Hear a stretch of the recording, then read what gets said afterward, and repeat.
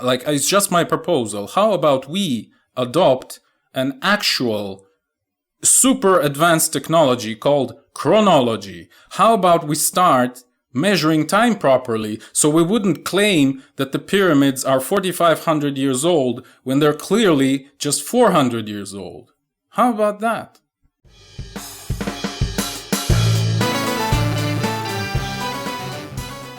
Greetings, this is Eugene the Philosopher, the greatest living philosopher after the unfortunate passing of Quentin Robert de Nameland, who has been the greatest living philosopher before me. So in this video, I will ask and try to answer a question: when, and perhaps even how, were the pyramids of Giza built? And I know it's quite an undertaking, let's put it this way. I mean, after all, there are like thousands of institutes working on this. Not really, I mean, but you know the deal. The motivation for this question and my desire to like make a whole video about it was a recent discussion, a very brief one, only like a couple of messages back and forth, with some of my friends, who were kind of just, you know, in passing mentioned, oh, by the way, they want to do some new study of the pyramid. And I was kind of perplexed that they think there might be something of importance there because, well, apparently they still don't know how the pyramids appeared, all right? So I make this video specifically to put forth at least one idea of how the pyramids have been built, and which would actually demonstrate to you that there's nothing to expect from any sort of studies of pyramids. There's nothing interesting there, period. But let's begin. Since I'll need to show you a lot of stuff, like a lot of documents, we'll just switch to the screen. To start off, a little disclaimer. So we are mostly going to be discussing the three big pyramids here because, well, these are the pyramids that everyone is interested in, right? So when I say pyramids, I will most likely be referencing them, all right? At least, well, depends on the context mostly, but you'll see what I mean. Maybe you won't, but this is a disclaimer I'm making. And also another one is that we're only going to be looking at semi-verifiable sources, let's put it this way. So mostly, again, by necessity, they're going to be modern sources, mostly printed sources, in fact. So we're not going to be discussing some obscure 2,000-year-old manuscripts that were suddenly found in the stove of an old house sometime in late 19th century, you know, as people sometimes do. They don't look at the provenance, which is a very important word in historiography. Provenance means how was this document found, and it's absolutely ignored in a lot of history, unfortunately so. So we're going to be ignoring this, only looking at something more solid. But again, like as much as we can, okay? There will be several problems with this, but I'll try to discuss them on the fly, so to speak. And the second thing I want to mention is acknowledgements, because I just honestly took Alexander Tamansky's work and I've stolen like 90% of his ideas. So most of the ideas you will see here are stolen by me from him, okay? So you know how Pablo Picasso says, like, good artists copy and great artists steal. So we're gonna steal some Tamansky's work, and as a token of gratitude, I shall advertise his book.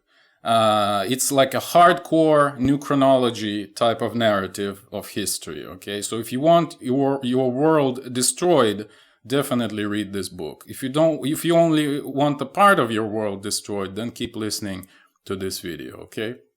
So, yeah, in 1436, that's going to be the first document we'll look into. It's this map by Venetian navigator Andrea Bianco. Why am I like air quoting this date? Because I have no way of confirming it. I haven't found this map in any printed document, okay? Only map like this. Curiously, we see no pyramids at all. So we're talking about pyramids, okay? So we see no pyramids here, interestingly. So you can see the map of the world pretty much here. So it's a little bit hard to understand perhaps, but this is Africa and this is Europe. So we have Spain, France, we have Italy, Greece, Turkey, and here we have Northern Africa, okay? So this is Mediterranean. So Egypt is here, and you can see Cairo. Okay, that was a mistake, sorry. We can see Cairo here. And even though all kinds of random crap is present on this map, like these two camels, for example. We don't have supposedly one of the wonders of the world, right? The ancient pyramids. Where are they? That's a very strange occasion. Just notice that, all right? Then, a little bit more easier to confirm are the documents from 1500s. Like, for example, in the year 1544, Mr. Sebastian Muenster has published his basically textbook on geography, or cosmographia as he called it, right? And it was one of the most successful and popular books of the century, okay? So that's why we're gonna be, of course, looking into it and discussing it in quite a bit of detail, because again, it's a solid document. Look at how many editions it had. So let's take a look at one of the depictions of Cairo specifically from this map. This book, sorry, it's from the edition from 1575, but I'll show you a couple of other ones from other editions. So what we can see here is, again, Cairo. This is the Nile. It flows like this from here to here. So roughly north is roughly somewhere there, and south is roughly somewhere there, right? And the pyramids are on the left bank, and Cairo is on the right bank. In fact, let me show it to you here. So this is the old Cairo, so to speak. Of course, it's a huge agglomeration these days, but it's on the right bank, right? The Nile flows from the south to the north. So on the right bank we have Cairo, and on the left bank we have the pyramids right here, okay?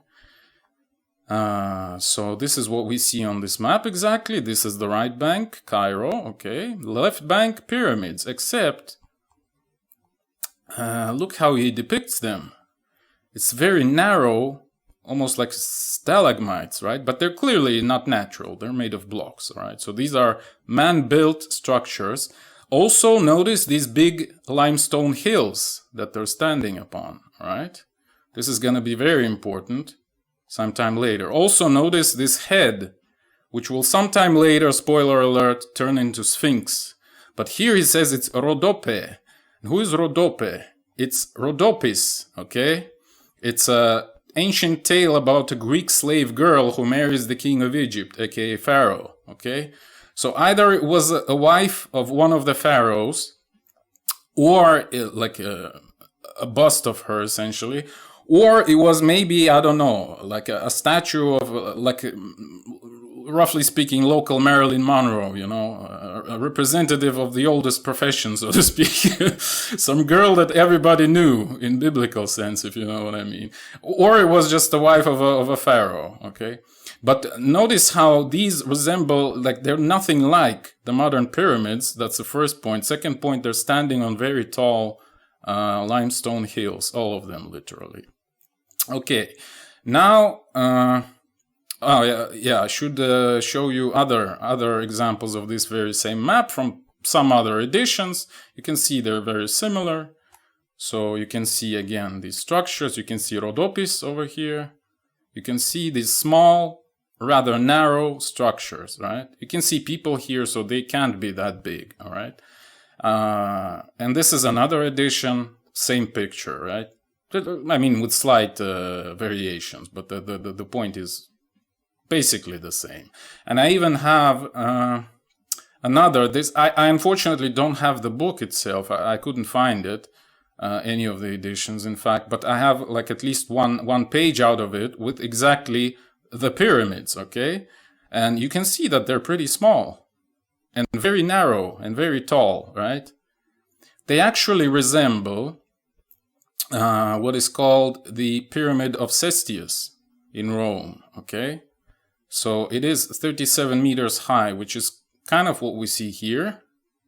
It's roughly something like maybe 20 to 40 meters. I mean, hard to tell, but something like this. Yeah.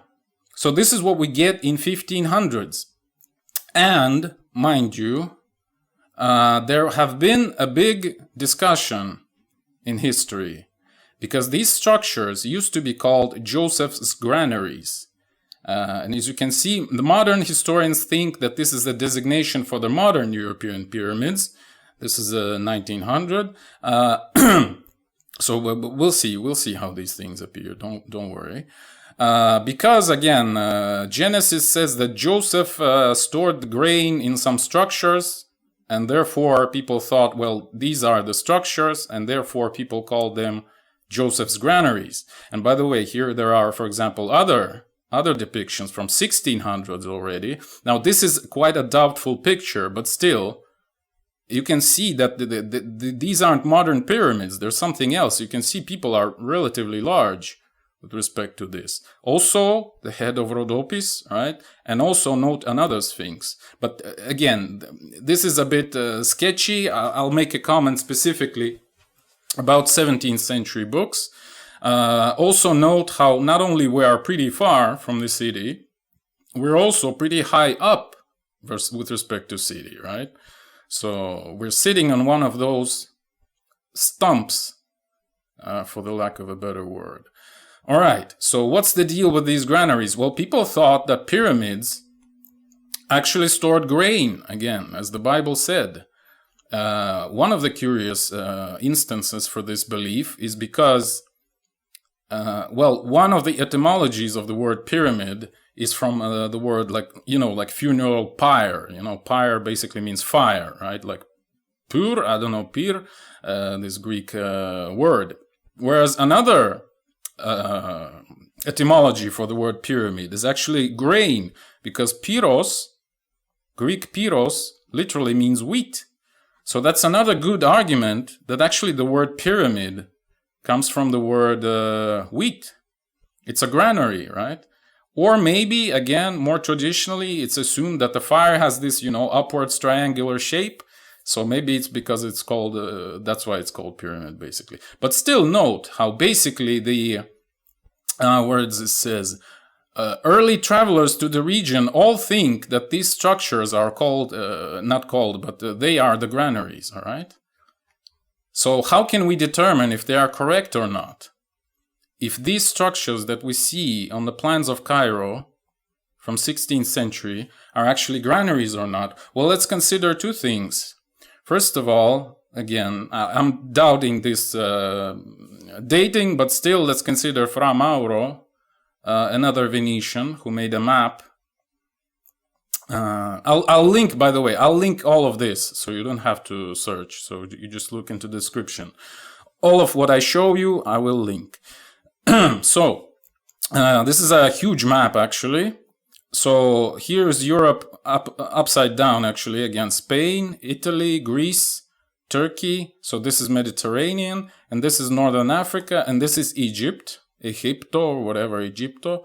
And here, this is Cairo. By the way, notice it's called Babylonia here because there was a castle named Babylon.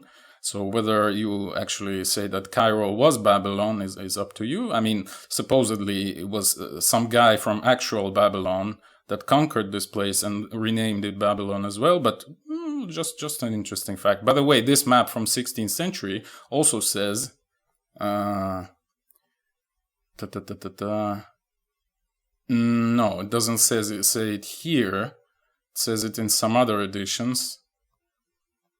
You see, Tratata olim Babylon, Egypti, Maxima Urbs, the biggest city of Egypt called Babylon, or at least previously called Babylon. I think that's what it says. Anyway, that was just a curiosity that we don't really need with regards to our narrative. What we do need is the pyramids. Let's see what it says.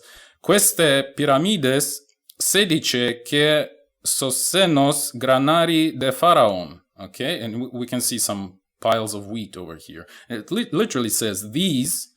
I mean, I don't know which language it's written. It's kind of a semi-Italian. I don't know, Venetian, like whatever. I mean, the guy is Venetian. So these pyramids, I mean, it's pretty easy to understand, actually, to anyone who understands at least one Romance language. These pyramids, sedice means 16 of them. Dice is like, what do you call it? Dice. 10 basically, right? They are used to store granari for Pharaoh, sorry, again, linguistic issues. So these 16 pyramids are used to store grain for the Pharaoh. So this Venetian map from supposedly 1450 tells us the same story, that they are granaries, right? Okay, let's take a look at another map.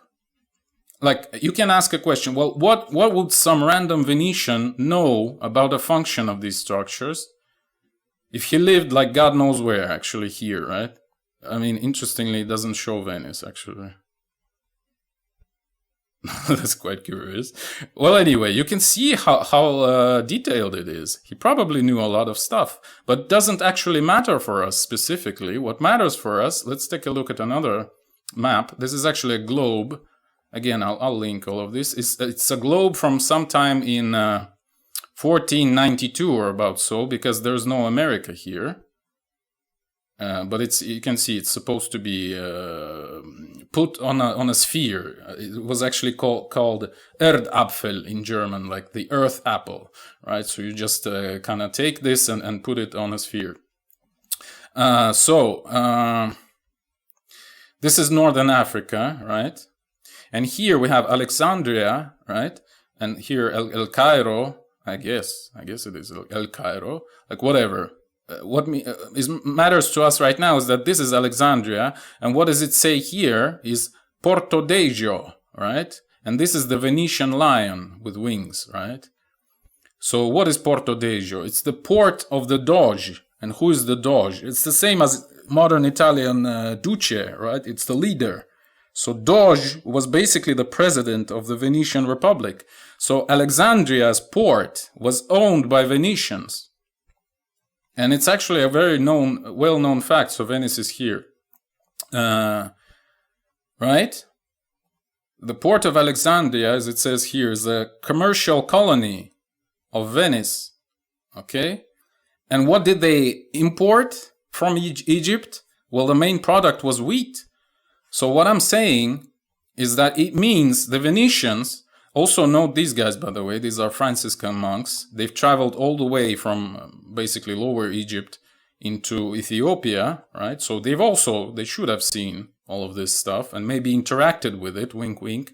Anyway, the point I'm making is that Venetians, of all people, should have known something about Egyptian wheat and where it and how it has been stored. This is my point, okay? And if this doesn't convince you, then you know what's the main cathedral in Venice. It's San Marco, right? And what are the mosaics? I'm sorry, like I'm switching from one language to another, so I may be confusing some words. Mosaics in San Marco show, well, they show this. This is a section. It's somewhere on the ceiling. You can see it kind of curves like this. So it's E.th.ph something. Again, God knows which language this is written on, but it's good enough to understand the point, right? It's in Egypt. And we see pyramids. And they're also not super tall. And this guy, who do you think it is? It's Joseph, right?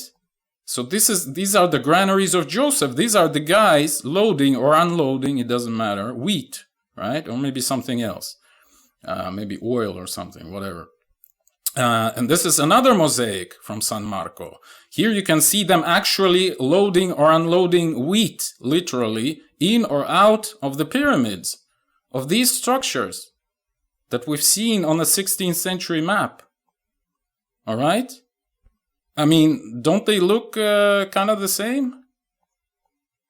They kind of look the same, right? So, again, Venetians must have known, again, Egypti, right? It's Egypt. It's the same place, the same pyramids.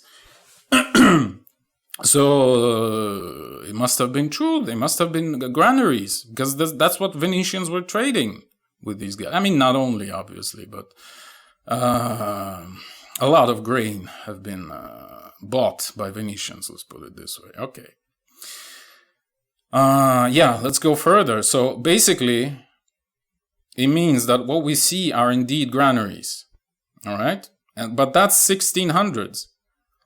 In 1500s, like 16th century. In 1600s, in 17th century, I've read actually like 6 or 7 different books in different languages, and there is a very conflicting evidence. Like some people claim to have been there, claim to have been into the pyramids, then some other people claim that they haven't been there, or rather they have been there, but the pyramids were too small, etc., etc. And the books are suspicious. Like maybe I'll comment on this later. Actually, like let me comment on this right now. So for example, there's a Russian merchant's account from 1634, still talking about small granaries, but there are like English accounts from like 1660s already describing basically the modern version of the pyramid.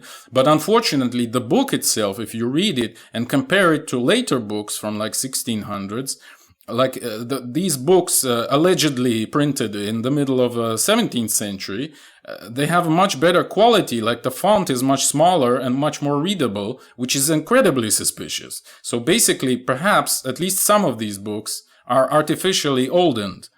What I mean is you read an older book supposedly, but it has much better quality than a later book, which again is very suspicious. Perhaps the newer editions just contain newer depictions or descriptions, but let's return to this issue slightly later.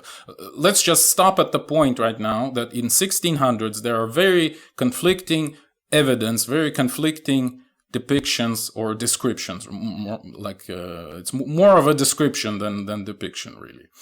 But in the 1700s, for example, in 1716, we see what I would consider as the first publication of modern, even though it's pretty small, view of the pyramids. So let's take a look at it. There it is. So it is from Claude Sicard, whoever it is, from 1716, all right? So we see, again, Cairo, again, the Nile River flowing to the right, basically. And on the left bank, we see, this is some small village. And here we see pyramids, which already resemble the modern ones much more. I think you will agree. So these aren't these stalagmite-style granaries. This is something else, probably. But this is 1716 already, right? We jumped like a century plus. Then we go further. In 1732, we get even better picture, or at least allegedly. Again, I'll show you where it conflicts with something else. So this is in from Jan Caspar Philips. It's called Landschaft met drie Pyramides. I don't know how do you read it. It's in Dutch, obviously. It's 1732, 1733, something like that. And what do we see here? Basically the modern pyramids. You can see the people are very small. Also notice they're still sitting at these stumps, but they are much smaller right now than they used to be here. That's a very important detail. Okay, but we shall discuss it later. We shall just note that allegedly around 1733-ish, we get basically a good modern image of the pyramids, all right? And this is some other edition. It's even colorized. So yeah, 1732 or about so. And then starting from at least 1780, we get consistent, well-documented depictions and descriptions. So roughly this time frame is where the modern pyramids appear. Like depending on how skeptical you are, you can consider this date as the first, this one, right? Or maybe 32, this one, or maybe 80. Oh, sorry, 80 would be this one. Actually, I haven't shown it to you. God damn, I didn't mean to do that. Let me show you that this is 1780, date issued 1780. So here we can see like basically modern depictions. Even Rhodopes have turned into Sphinx already, but they haven't built it completely yet. Again, spoiler alert. I'll show you some interesting features of the Sphinx, aka Rhodopes. But yeah, so some of these dates correspond to modern pyramids. But what the hell? Oh, sorry. Let's first discuss this. Actually, I kind of discussed it already, didn't I? So yeah, so some of these that I actually don't show you, the books from 17th century, they are very conflicted. But as a devil's advocate, I would say that probably most of the confusion actually comes from the variable nature of the object itself. Like in the 16th century, there was clearly narrow, not very high structures, right? And in the 1700s, we have these wide, basically modern pyramids, right? So maybe people, the editors of the books from 1600s were confused. They knew, in air quotes, already, right, that the pyramid should look like this. But what the book said is that they looked like this, like these Joseph's granaries. So they were confused, and maybe they just edited the text, and maybe they remade the woodcuts of the pictures or something. I don't know. I mean, if we don't imply any malevolence, this is a very understandable explanation, I think, at least, all right? So to conclude our overview of these documents, what we see is that roughly, again, the datings are debatable, but plus minus something like this, starting from the middle of 15th century up to the middle of 17th century, we see rather small and narrow granaries, actually, right? And then, starting from unspecified date, somewhere in late 17th century, up to mid-18th century, again, depending on which date you agree with over here, we see big tombs, and they actually are confirmed to be tombs, okay? Like, I don't doubt that, of local kings, aka pharaohs. So what's the problem? What happened? How did one object turn into another? With some period of confusion in between, right? Well, the hypothesis of Tamansky, which I agree with right now, is that it's actually very simple. Remember that they were sitting at these huge limestone hills, these granaries, right? So they were just turned into tombs, the hills themselves.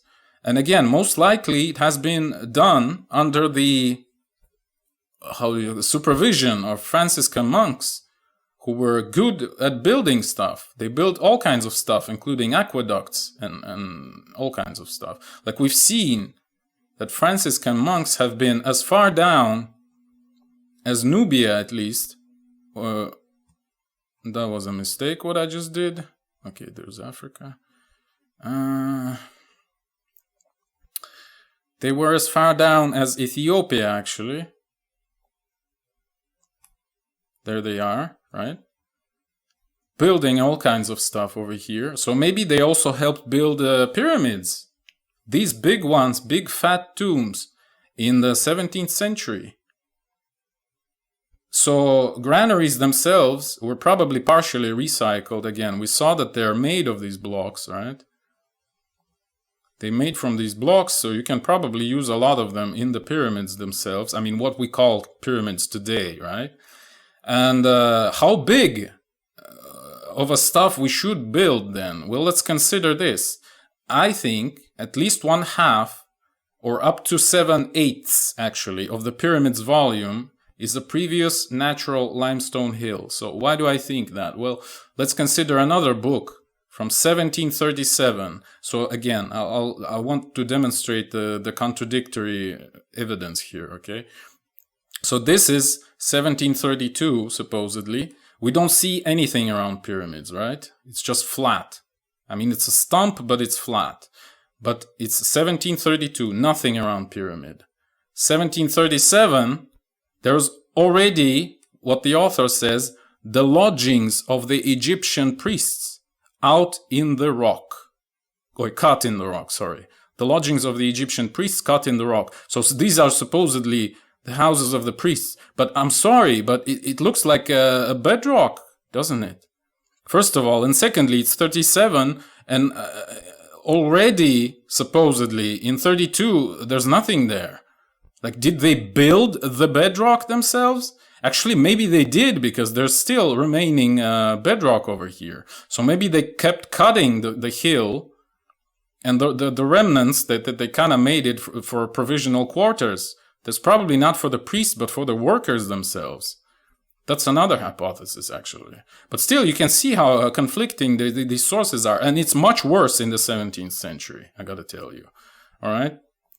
Anyway, so this looks like the base of these stumps, right, that we've seen here, for example, it's the lowermost section, right? And by the way, the question, like, why would anyone put granary so high up, is obviously the flooding of the Nile, because the level of the water can climb up to like 8 to 10 meters or something. It's actually crazy. Like some of these adventurers were saying, travelers, they were saying, well, I'm sorry, the Nile kept flooding, so I couldn't travel into the countryside. So it was actually pretty crazy. All the way up to the construction of the Aswan Dam in the 60s, 1960s, mind you. So it would make sense to kind of save the grain somehow and put it as high as you can. All right? That's another interesting thing to consider. But that's just my opinion, by the way. I'm not sure if that was the case. So if we just extrapolate the level of this hill, it will go up to a middle or something, right? I mean, at least somewhere close. And if you consider the rough shape of these hills that were presented at these maps, right? So the upper half is empty, and the bottom half you can just cut out from the hill itself, right? And perhaps the remnants of this procedure we can see here, where part of it is still remaining. The rest of the hill was essentially recycled to make these blocks. The blocks only covered like the thin layer on top of the hill, literally like this top one half in terms of height, plus a thin layer on all the sides, right? I have the scheme here, which would explain why, as you can see, there are no blocks here. They just cut through the rough terrain. This is a great pyramid, by the way. They just cut through the terrain itself, the hill, right? And then they go as high as here, but no communications are coming higher than this point. So maybe this point was where they started cutting, right? Maybe this was the top of the hill where the granaries stood. So roughly, you know, give or take, the upper half was missing. So the hill was something like this. So they recycled the sides to make this, and recycled the granaries themselves. So they built this and a thin layer at the sides. So it would look like the whole thing is made of blocks, whereas in reality it isn't. All right. And you would say, well, it's still half a pyramid that you need to build. No, it's not, because you know, if you know anything about geometry, 1/2 in terms of length is only 1/8 in terms of volume. So this bottom half in terms of height is 7/8 of the whole volume of the pyramid. So you only need to build really something like 13% plus or minus, plus a thin layer. So it must have been 8 times easier to build the pyramid than we assume. I mean, if you disregard the cutting through the rock type of work, all right? Yeah. So this is probably how they have been built. And you can see clear pictures of continuous rock if you look at any of the interior pictures. Like it's just bedrock, so to speak. It's the hill itself. It's just a limestone from the hill. There are no blocks here, you know. And look at any pictures. Sometimes they try to mimic, you know, blocks by just, you know, kind of timidly chiseling things like that. But it's clear that these aren't blocks. It's just continuous rock. Right? Also, like in some places it's more convincing where they've kind of polished the walls, but even there, the way the blocks are laid out won't make sense. But I don't have a picture here, but just take this idea and apply it to any pictures you see, and you will see that it's absolutely correct. Like it doesn't make sense to put blocks the way they supposedly put them there. All right. Okay, so regarding that, there's a questionable etymology of Cairo, right? Supposedly it's some Arabic name, but why? If it's an ancient Egyptian city, right? And Tamansky makes this hypothesis that maybe it comes from the word quarry, and it's actually like, it's not just English, like in Russian it's the same word, carrier, which sounds like Cair means Cairo and carrier means quarry. So it's quite international in this sense. Even, in fact, Italian city of Carrara is actually a huge marble quarry, and that's why it was called Carrara, right? Because it's carrier in Russian, or quarry in English, okay? So, again, if you have this huge limestone plateau with many hills, right, which you can potentially recycle and make pyramids out of, it makes sense to name your city a quarry, right? Because there's a lot of building material here. And everywhere you had a bigger hill, you could turn it into a tomb for one of your kings, right? The Pharaoh, the king of Egypt. There are some other pyramids here. There are some explosions outside, actually. I don't know. Maybe it's it's not the time of year to explode anything. I'm a little bit worried, actually. I mean, we obviously have shit exploding on New Year and stuff, kind of like a 4th of July in America, but hopefully I'll survive. I'm more worried that my electricity would go out, so I'll have to record this again. Or maybe the war has started, I don't know. Then I wouldn't have to record anything anymore. So you can see that these hills, like, the pyramids are only where the hills are, right? That's the point. You can see how deep this limestone comes. Like, look at this erosion. So yeah, I think it makes absolutely perfect sense. So it's 8 times easier to build a pyramid than people assume, first of all. And secondly, if it was built in the 17th century with iron tools, like horses and stuff, like, what's the problem? There is no problem. You can make a crane and use it, you know, with a wheel and some horses or mules operating it, so to speak. Anyway, yeah, another question is, like, if ancient Egyptians, according to this hypothesis, or like, well, I mean, somebody must have built it, and supposedly it was ancient Egyptians, but if they lived in 1600s, let's say, where did they go? They must be present today as well, but they aren't Arabs, are they? They aren't, okay? So ancient Egyptians are just Copts, and there's like 12 million of them today in Egypt alone. So they didn't go anywhere. They're right there, okay? Remember how ancient Egyptians used to call them? It's something like Het Kapta, right? What is Kapta? It's Copts. These are your ancient Egyptians, the lost people. They have literally the same language even, though with a different alphabet nowadays, of course. So yeah, there you go. All right, this is just like a tangential stuff. So we've mostly done our work today.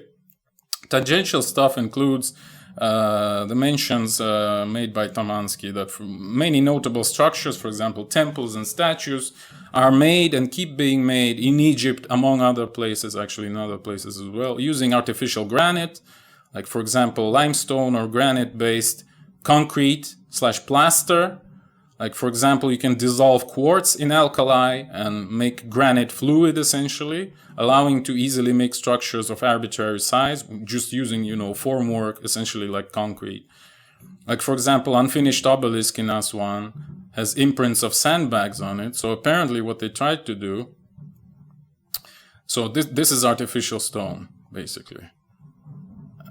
So they used sandbags as a formwork. So you can see traces, like footprints of sandbags over here. Shit just keeps exploding. Like, I have no idea what's happening. I kind of want to even stop the recording and then continue later, so that this recording at least is saved. But I don't know. Anyways. So yeah, this is clearly, so while the stone hasn't solidified yet, when they put it in the formwork, like they've had some, how do you call it? Taper? Not the taper. I don't know the English word. Well, like a sail, on top of it, and they put sandbags on top of it as well, so it wouldn't fly away, so it would solidify properly. Well, it didn't quite solidify properly, as you can see, right? So yeah, and that's your mystery of ancient megalith solved. It's artificial stone. Like, it has been known definitely, like we're sure about this, in 17th and 18th century. Like, for example, St. Petersburg, which was mostly built in early 18th century, again, same time frame. Like, it's made of artificial granite. Like, this is artificial granite. Even though to make it, you actually don't just make it solidify. You actually have to treat it with higher temperature as well. So it was kind of like cooked, almost like cooked in the oven. But this is artificial granite, 100%. And not just it. I mean, there's many examples. Like basically the whole, all of this. And by the way, there are sphinxes as well in St. Petersburg, which are also made, like this is not a sphinx, more like a lion. These are the sphinxes. So they're also from artificial stone. Just like modern Egyptian statues or columns, like you can see it everywhere. Like once you know how it's done, you can see traces of it everywhere. We'll just only look at the Sphinx, by the way, since I've promised. Let's take a look. Where's the Sphinx? So we've already seen the base structure, right? This girl, Rhodope, right? Rhodopis, or maybe the local oldest profession type of representative. So this is the head, right? But you remember also another picture is when they haven't yet cut the limestone out enough. So it was still standing on this stump, right? So they had to remove all of this in order to build, in air quotes, everything else. So that's what they kept doing. And that's why your Sphinx, in air quotes, looks so weird. So the head was there. It was nicely carved out of limestone, right? Sometime in 1500s, let's put it this way. And then everything else is bedrock. This is bedrock. That's why it looks so weird. Because it's just, carelessly removed stone, like this, all right? And only here, and notice how it sits in a hole, essentially, in a hole in the ground, because, well, that's what they had to do. Like, apparently the stump wasn't tall enough, so they had to cut more, right, to make it taller. So that's why it sits in a hole, essentially. It's very strange to make a monument in a hole. Well, you can say, well, at least the bottom layers, right, they are bricks, right, or something like that, like stone blocks. No, they aren't. It's actually also bedrock, just covered with a very thin layer of essentially like plaster, artificial stone. You can see it, right? There you go. There's your layer of stone, in air quotes. And in some places it just falls off and you can see the bare bedrock. That's your Sphinx. That's your 5,000 years old structure, which only like 450 years ago looked like this. Obviously alien technology. And even if you look at the head, we don't quite see here, neither, where was the other picture? Oh, it's in granaries. Neither here, like it looks like the headdress is absent. It actually is present here. I'm not even sure which one of these is the Sphinx, but whatever. If you look at the head, like it's clear that there's something wrong with it, right? Like this seemed to have been added later, and this seemed to have been added later. Maybe even the ear was added later, because you see this line of transition from like normal stone to perhaps artificial stone, something like plaster again, or artificial granite or limestone. And you can see people just, kind of carelessly waving their spatula over here, and then it all solidified, and then you get what you get, right? Again, 5,000 years old probably, right? Okay, so what else? Oh, yeah, a very... It's also tangential, but it's so funny I cannot not mention it, all right? Tangential to the pyramids. Like, we're already done with the pyramids. Cocaine and tobacco in ancient mummies. A very fun story. So, in 1972, the mummy of Ramses started disintegrating, so they gave it up to, some sort of studies. And the studies found that fragments within bandages were actually tobacco. I'll remind you that tobacco arrived to Eurasia and Africa for that matter only in 16th century, all right? Huge waves of news. Many people tried to confirm this, or I mean, make other tests, all right? So in 1992, we drew another test, and guess what? Every single one of the 9 mummies tested positive for cocaine and hashish. Mind you, coke, or coca, I don't know how you call it in English, is also a New World plant. So it's also impossible before 16th century, all right? And 8 out of 9 also revealed traces of nicotine. Again, tobacco comes from the New World, all right? So people were confused, of course, but every method said it's true.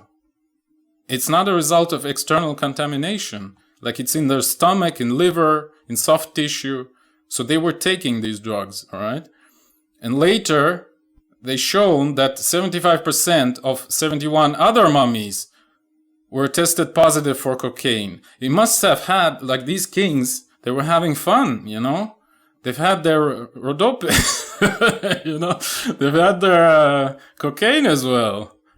I mean, why not? You're a king, okay?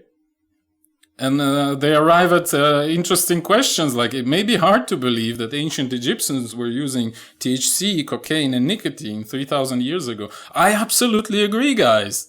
It is hard to believe. But it is not so hard to believe that they've used it not 3,000, but 400 years ago, all right? Which was the era of the Pharaohs. It's not 3,000 years ago. It's like 3 centuries ago. Because, for example, in Europe, they were using cocaine as early as 17th century, again, 1600s.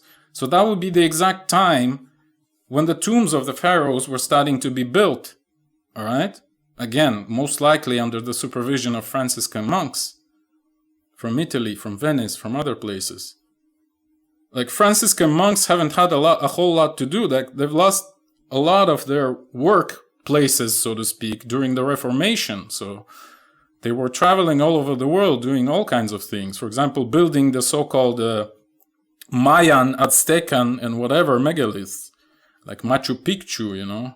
It's all built by Franciscan monks, actually, but it's not a topic of our discussion. And another curiosity is a painted ancient Egyptian temples in 19th century. So some painters visited Egypt, of course, in 19th century in particular, like, for example, David Roberts, I think he's from Scotland. So, interesting proposals. Anyway, interesting, right? The Egyptian temple, I think it's the Temple of Philae, yeah. It has paint on it. I'm not even going to show you how it looks right now. There's no paint right now, okay? That's the Temple of Philae. That's some other temple. It also has paint on it. Very vivid one, actually. How's that possible? Maybe this guy is cooked, this David Roberts. Maybe he's lying. Let's take a look at James Muller, another painter. Another temple. It's also colorful. I think we saw this already, but maybe we didn't. I mean, I saw this when I was preparing, so I saw this anyway. It's also colorful, right? Interesting. Maybe this guy is also cooked. Maybe it's a conspiracy of painters. How about that? Maybe. Well, there's a Russian guy, Vasily Polenov, who also traveled to Egypt. Look what he saw. Pretty colorful. Pretty colorful. Why is there no paint today? Huh? So these temples stood with paint on them until 19th century for allegedly 3,000 years. And then in the last 150 or 200 years, the paint disappeared. How do you explain that? Or maybe these temples were built in 17th century, stood there for a century and a half, and then in the last century and a half, the paint disappeared. Is that more plausible? Or, goddamn, you know what I didn't consider? Maybe it was the atmospheric CO2 that removed the paint. Well then, okay. Sorry. My argument is invalid. It's the anthropogenic climate change that destroyed this paint. My argument is invalid. And there are many other things we could have talked about. But this video is long enough, and I think I've long ago answered the initial question. We could have talked about the political issues, like why would they not allow information like this even be considered by anyone? Like, for example, it's a big business, right? All the museums want Egyptian stuff. Like, these are the first, actually, museums in Europe, at least. 1734, Capitoline Museum in Rome. 1759, of course, British Museum. And 1793 is Louvre, right? And right now, Egypt makes something like 15 billion on tourism. Of course, not everyone goes to the pyramids. A lot of people just go to the sea, especially people from, like, former USSR. But still, there is a need of industrial scale manufacturing of ancient Egyptian stuff, even today, let alone in like 18th, 19th century. So that's how you get all these statues from artificial granite and stuff, okay? And also consider that Egyptology itself, which again appeared sometime in 19th century, because again, think about the strategic importance of Egypt. Remember a few years ago when the Suez Canal was blocked by a ship? Remember the chaos it caused? Well, think about this. So Egyptology, so-called, is a small, enclosed, totalitarian sect. And actually, I choose these words very carefully. Like, every one of these words is important here. Think about this, all right? So it's mostly consisting of intelligence officers, again, for obvious reasons. Mostly British, but also French and German as well. And there's clear implications of things like we've discussed here for general history of mankind, general chronology, like where are people coming from, and etc., etc., etc., etc. So this isn't likely to change, right?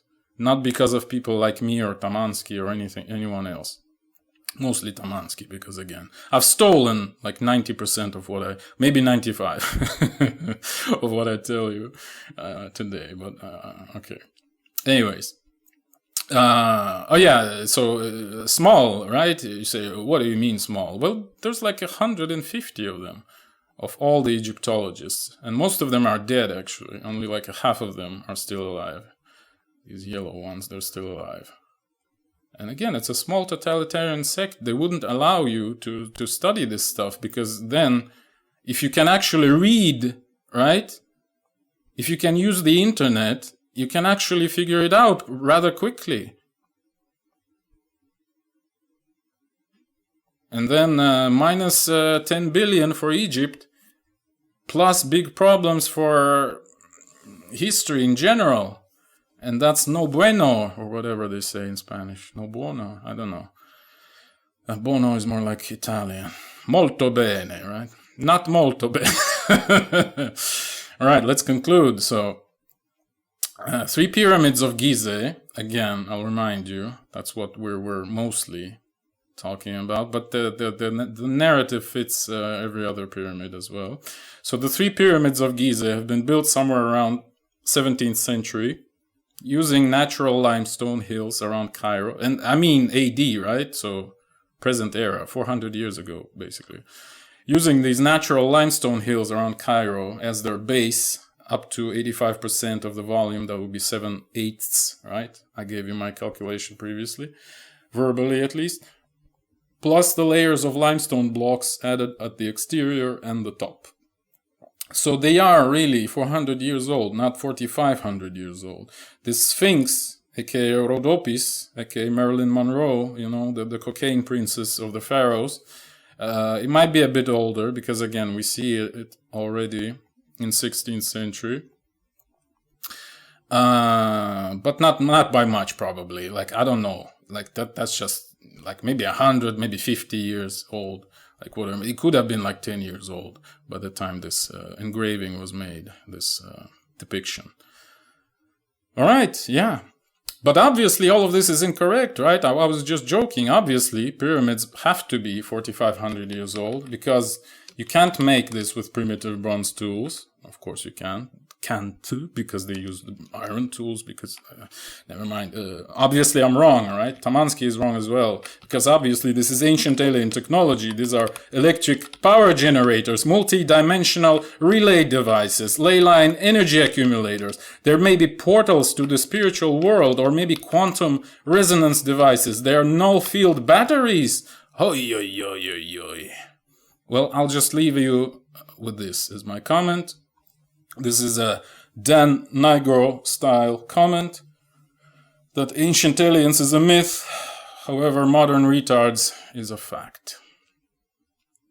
And by the way, maybe, this is already like sarcasm mode off, okay? Maybe instead of implying some ancient alien technology for the pyramids, how about we adopt, like it's just my proposal, how about we adopt an actual super advanced technology called chronology? How about we start measuring time properly, so we wouldn't claim that the pyramids are 4,500 years old when they're clearly just 400 years old? How about that? But that might be a rhetorical question due to obvious facts.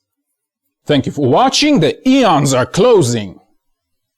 If you wish to support me, please consider joining my Patreon. That is patreon.com/philosopher. See the link in the description.